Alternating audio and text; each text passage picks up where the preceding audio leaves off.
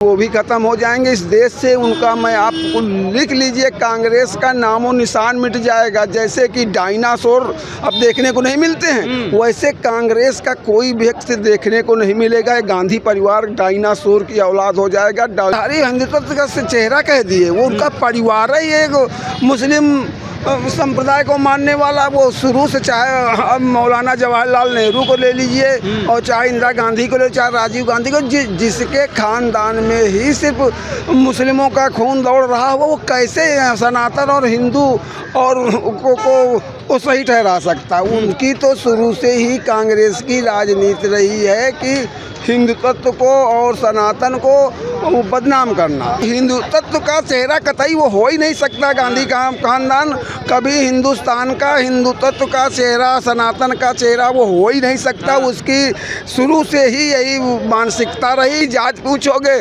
अपनी जात बचाने में तुमको समस्या हो। अच्छा, नमस्कार, मेरा नाम है वैभव सिंह और आप देख रहे हैं द लोकसभा। आज हमारी मौजूदगी लखनऊ के दारुल सफ़ा पे है। यहाँ हम जानेंगे जो राहुल गांधी ने जो एक बयान दिया है। उन्होंने कहा है जो अयोध्या में राम मंदिर के जो प्राण प्रतिष्ठा हुई थी उसको उन्होंने नाच गाने का प्रोग्राम कह दिया, जबकि राहुल गांधी अपने आप को हिंदुत्व का बड़ा चेहरा कहते हैं और कहते हैं कि वो जनेऊधारी हैं। इसके बाद भी उन्होंने टीका टिप्पणी करते हुए राम मंदिर का जो प्रोग्राम हुआ था प्राण प्रतिष्ठा, उसको उन्होंने नाच गाने का प्रोग्राम कह दिया। क्यों कह दिया, लोगों से जानेंगे।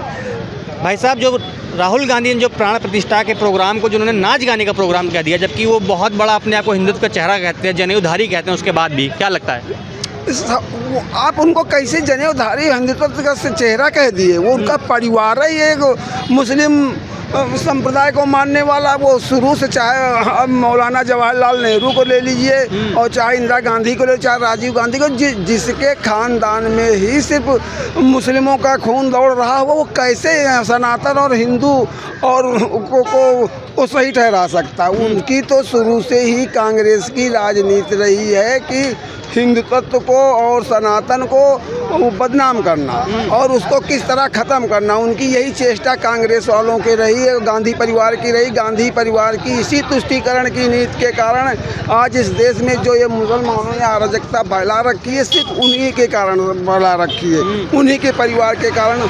उनका परिवार कभी हिंदुस्तान का सगा नहीं हो सकता, कभी हिंदुस्तान सनातन का सगा नहीं हो सकता। और वो उनकी औकात नहीं है कि जाकर के किसी उलेमा पे, किसी मस्जिद, किसी उस पे बोल दें, और उसी सनातन पे बोल सकते हैं। क्योंकि सनातन एक ऐसा धर्म है कि जिसमें कि ये बटा हुआ धर्म है। इसमें किस को कुछ भी कर दो, गाली दे दो, चाहे इसी गाली दे सकते हैं। और किसी संप्रदाय को, ईसाई को भी नहीं कह सकते हैं। किसी को जो जिस संप्रदाय को जानता ही नहीं है, जो जिस विषय में जानता ही नहीं है, वो इसी तरह का नरगल प्रलाप करेगा। जबकि अपने आप को तो वोट बैंक साधने के लिए बहुत बड़ा कहते हैं, नेता कहने लगते हैं हिंदुत्व का, कहते हैं हम जनेऊ पहनते हैं, कंठी बाहर निकाल के चलते हैं, कहते हैं हम बहुत बड़े हिंदुत्व के नेता हैं। उसके बाद भी अरे सवाल ही नहीं यार, कैसी आप पत्रकार महोदय आप बात कर रहे हो। वो हिंदुत्व का चेहरा कतई वो हो ही नहीं सकता। गांधी का खानदान कभी हिंदुस्तान का हिंदुत्व का चेहरा, सनातन का चेहरा वो हो ही नहीं सकता। उसकी शुरू से ही यही मानसिकता रही। वो सिर्फ आप जिस परिवार में हम अभी तक हमने ये देखा है कि किसी का परिवार बाप से चलता है, वो वहाँ गांधी से चला रहे हैं। जिसका बाप फिरोज खान रहा और वो उनको न रख करके उनको धोखा दे रहा है, उस समाज को धोखा दे रहा है। उसकी आप कैसी बात करते हैं कि वो हिंदुत्व और सनातन की बात करेगा?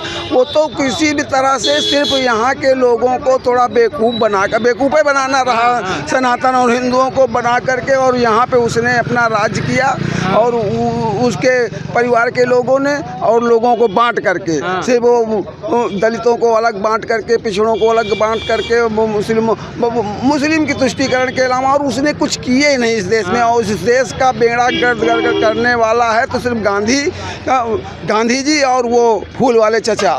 उन लोगों ने जाकर के इस देश को ला करके हिंदुत्व को, सनातन को किस तरह, अभी आप देख लीजिए, इसराइल पे बोल सकते हैं, फिलिस्तीन पे बोल सकते हैं, अभी आप वहाँ पे उसके ऊपर लेबनान पे बोल सकते हैं। कितना आतंकवाद, उनकी औकात नहीं है। वो सिर्फ देश को बांटने के ही, उन्होंने बांट करके ही राज किया जो 60 साल किया। लेकिन अब इस देश की जनता, सनातन जनता, हिंदुस्तान की जनता, चाहे चाहे पिछड़ी हो चाहे दलित हो, वो सब उनके कारनामों को जान चुकी है। अब उनके बहकावे में नहीं आएगी। थोड़ा बहकावे में कि अखिलेश जी के साथ में मिल करके वो संविधान बदलने वाला जो सिगुपा इन्होंने चुनाव में कहा था, उसमें आ गई। थोड़ा वो 30-35 से 6-7 सीटें जीत लिए हैं अखिलेश जी के साथ मिल करके। अब की वो भी ख़त्म हो जाएंगे इस देश से। उनका मैं आपको लिख लीजिए, कांग्रेस का नामो निशान मिट जाएगा। जैसे कि डायनासोर अब देखने को नहीं मिलते हैं, वैसे कांग्रेस का कोई व्यक्ति देखने को नहीं मिलेगा। गांधी परिवार डायनासोर की औलाद हो जाएगा। डायनासोर की तरह ये देश में। बहुत सही, बहुत सही। मैं पहले अभी मंत्री अनुराग ठाकुर ने संसद में कह दिया था कि जात के लेके एक टीका टिप्पणी हो गई, तो उसके बाद अखिलेश यादव ने इस वक्तव्य को बहुत बड़ा मामला बना दिया। कहता आपने जात कैसे पूछ ली, उसको बहुत बड़ा बना लिया। पर इसमें अभी जब राहुल गांधी ने इसको नाच गाने का प्रोग्राम कह दिया, इसको कहीं ना कहीं छोटा करते हुए इस पर कोई टीका टिप्पणी नहीं कर रहा, कोई बयानबाजी नहीं हो रही, इसको कहीं ना कहीं दबाने की कोशिश की जा रही है। हम यही नहीं समझ पा रहे हैं इस देश को। और किस उस यूनिवर्सिटी से पढ़ करके आए, कहाँ से पढ़ करके आए। तुम जात की बात, पहले जात हमसे कोई पूछे, मैं बता दूंगा पंडित हूँ। हम तो डंके के चोट पर घोरा करके लाउड स्पीकर में चाहे आप जिसमें लाइए हम बताएंगे भाई जो हम जिस खानदान में पैदा हुए हैं, हमको बताने में समस्या क्या भाई। और तुम जब हमारे घर में हमारे परिवार में खोट होगी या हमारे परिवार ने गलत किया तभी हम नहीं बताएंगे। अब तुम जाति की जनगणना कराना चाहोगे, क्या वहाँ जा करके उनसे जात की जनगणना नहीं कराओगे, उनसे पूछोगे नहीं तुम किस जाति के हो। भाई ये कालम है, या तो जाति शब्द हटा दीजिए, जाति शब्द हटा दे, किसी की जाति पूछी ही न जाए। मतलब ऐसा नहीं लगता कि एक तरफ कहते हैं जाति जनगणना कराओ, उसके बाद कहते हैं जात कैसे पूछ ली। जात कैसे, अब तुम अखिलेश यादव जी यादव हैं तो क्या वो यादव, अब उनसे कोई पूछेगा तो बताएंगे नहीं अखिलेश यादव जी काहे नहीं, वो भी कहते काहे बता रहे हो। और जैसे कि जो जिस बिरादरी का है वो अपनी बिरादरी बताने में तुमको समस्या क्या है। मैं पत्रकार की जाति पूछ लेंगे और अगर वहाँ संसद में कोई जात पूछ ले, भाई बताने में परेशानी तुमको। अगर चलो ठीक हमसे कोई पूछे तू कौन ही जात में पैदा हुआ रे, अगर ऐसा पूछ ले तो मैं डंके की चोट पर छाती पीट कर मैं पंडित जात में पैदा हुआ है, मैं हिंदू तो मैं पैदा हुआ हूँ, तो मैं इसको बताने में समस्या। अरे दलित भी है तो बताएंगे दलित है, दलित है उसमें परेशानी क्या भाई। दलित भाई सब लोग लगाते ही हैं भाई। अवधेश पासी ने अपने मुँह लगाया, हम अवधेश पासी हैं, कहा नहीं संसद में जाकर के।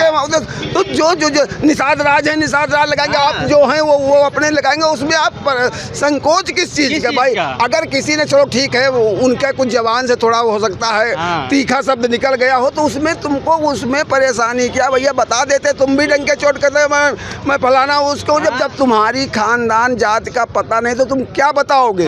आदमी की हमने आज तक पूरे उसमें देखा हूँ कि आदमियों से जाति चलती है। जो पुरुष जिस व्यक्ति जिस खानदान में लड़की जाती है उससे जात चलती है। यहाँ लड़की जिस खानदान में जा रही उसके जात चल रही। अब रावण बड़ेरा से शादी प्रियंका गांधी की, अपने लड़के के नाम बड़ेरा ने गांधी क्यों रख लिया, गांधी क्यों रख लिया। तो हम बता, कोई भी लड़की किसी भी खानदान में जाएगी, अगर पंडित की लड़की अगर ठाकुर के यहाँ शादी कर लेगी तो उसके आगे वो यादव शब्द लग जाएगा। भाई ठाकुर की अखिलेश यादव की बीबी हैं लेकिन उसमें क्या लगाया जाता है, लगा है कि नहीं लगा है। और क्या अर्पणा यादव हैं वो सब उसमें तो है ठाकुर की लड़की, वो तो अपन ठाकुर नहीं लिख रही है। तो मैं डिम्पल यादव क्या लगा है, वो भी लिखा है डिम्पल ठाकुर। नहीं लिख रही बड़ी वो लिख सकती हैं, तुम नहीं लिख सकते। तो तुमको जब पता अपनी जिसको जो अपनी आइडियोलॉजी जो इसको अपनी जात का नहीं पता होगा तो कैसे लिखेगा, क्या बताएगा तुम कितनी जात के। जब अब वो तुम बता ही नहीं पाओगे किसकी जात की। मतारी कहाँ से चली आई, बाप कहाँ से। अब तुम उसको जब जात का उसको ढिंढोरा पीट रहे हो, सबकी जात पूछोगे, अपनी जात बचाने में तुमको समस्या हो। अच्छा ये बताइए 2 साल पूरे होने वाले हैं योगी सरकार को, कानून व्यवस्था कैसे देखते हैं। कानून व्यवस्था बहुत बढ़िया है। कानून व्यवस्था भी ठीक होने अभी पूरी तरह से नहीं ठीक, मैं उसका मानते हैं उसको ठीक होना चाहिए और दुरुस्त करना चाहिए।